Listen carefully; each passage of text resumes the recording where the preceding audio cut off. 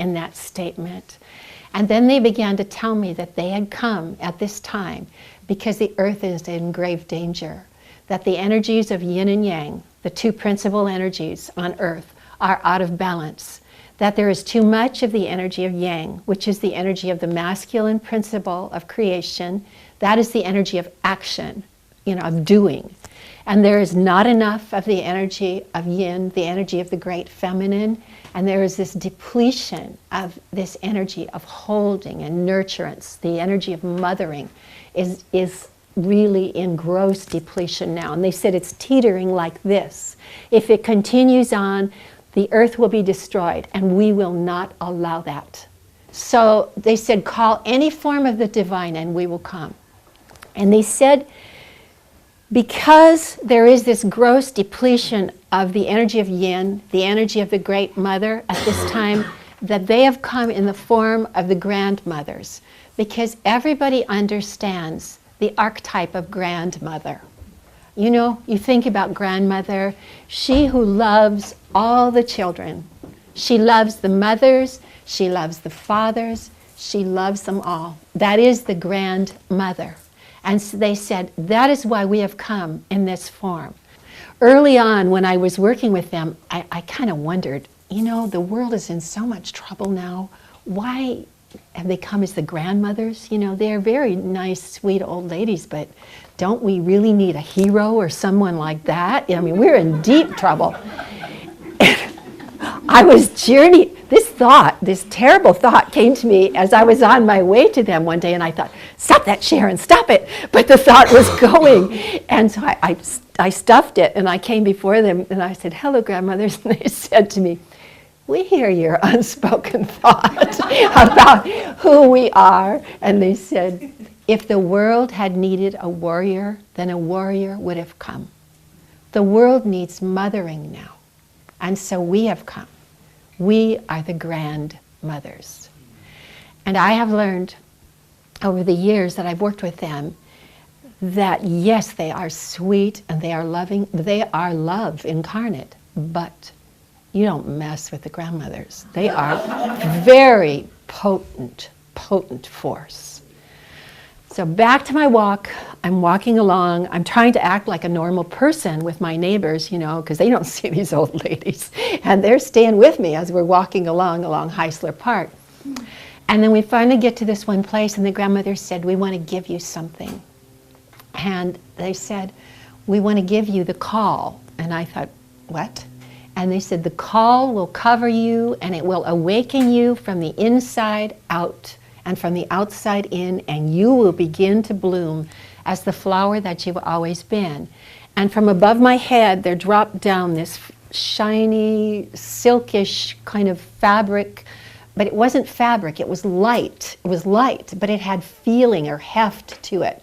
And they wrapped me in this, and as they did, they began to hold me and rock me and sing to me, and I felt so indescribably wonderful. It was this feeling of total completion. There was nothing more I wanted. It was just this wonderful, wonderful feeling. And I wanted to do something for them because they'd given me this beautiful gift. But I didn't say anything, and they read my mind and said, no. We do all the giving. And that is how they are. They do all the giving. Life becomes much easier with the grandmothers because there isn't this drive to have to do something. They said, you don't understand the great power and force of the energy of yin. The energy of yin is right there for you, will hold you and uphold you, fill you full. All you need to do is call on us. And they said that will be the hardest thing for you because your world will distract you and you will forget. And you've been conditioned by the energy of yang because the energy of yang has been operative and dominant in your world for thousands of years. And so you think automatically, I have to do something. What should I do? I can't tell you how many times I went to the grandmothers and said, okay, grandmothers, I'm here. Use me. What do you want me to do? And they would just laugh and laugh.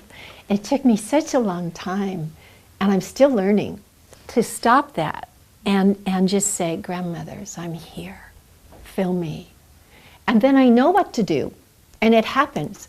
If I am willing and open, they're there. I use this downward because we've been conditioned, most of us, by Western religions to think that the higher comes in this way. It actually comes in every way. But it comes in and then it comes out effortlessly. And the grandmothers say, this work is effortless.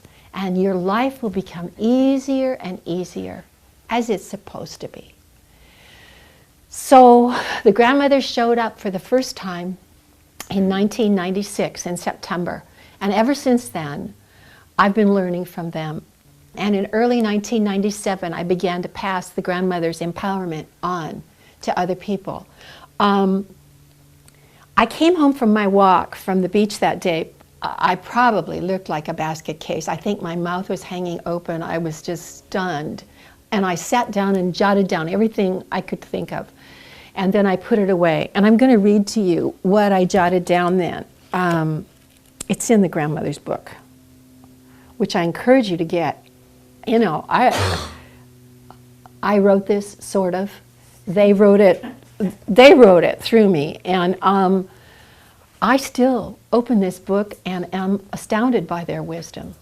So I encourage you, if you don't have a copy, or if you do have a copy, come back to it, come back to it. Their wisdom goes on and on and on. Anyway, when I looked at what I'd written that day, this is what I read. With culture so long dominated by yang, the principle of masculine energy, yin, the principle of feminine energy, has become deficient and weak. Woman is cut off from her own sense of power and purpose, which comprise her beauty, and feeling this lack, she seeks outer confirmation of her identity and worth. Women spend inordinate amounts of time and money in order to be confirmed from without. No matter how many confirmations of her beauty, her power, and purpose she receives, yet she feels the lack. This is because feminine energy cannot be conferred from without. Yin is. Seeking it will only confuse the seeker. In order to confirm woman from within herself and awaken man to the comforting presence within himself, the great council of the grandmothers has come. Each grandmother is unique in her power and being, and yet all are as one in this purpose, to restore yin, the feminine energy, to full beauty power, so that the world may once again come into balance. We will empower women and comfort men, awakening them both to the feminine principle. So they came, they saw, they conquered. I was theirs. I did a number of things, but eventually I realized I had to find out why the grandmothers had come. They didn't come back, the bird didn't come back, nothing else happened, and I knew it was on my shoulders to find out what this was about. So I found a shaman who taught me about the possibility of being able to go to different levels of reality, that there are other levels of reality, and you can access them, and that the grandmothers came from this another level of reality. And she suspected that the eagle was probably connected with this also. So I found a way to go to the grandmothers, and as I did, they began to teach me, and they began to teach me. And yes, indeed, the eagle was part of that message, and so I always have the eagle on the altar, along with other forms of the divine that I have up here. That the grandmothers were the inner vision, the eagle was the outer confirmation of that vision.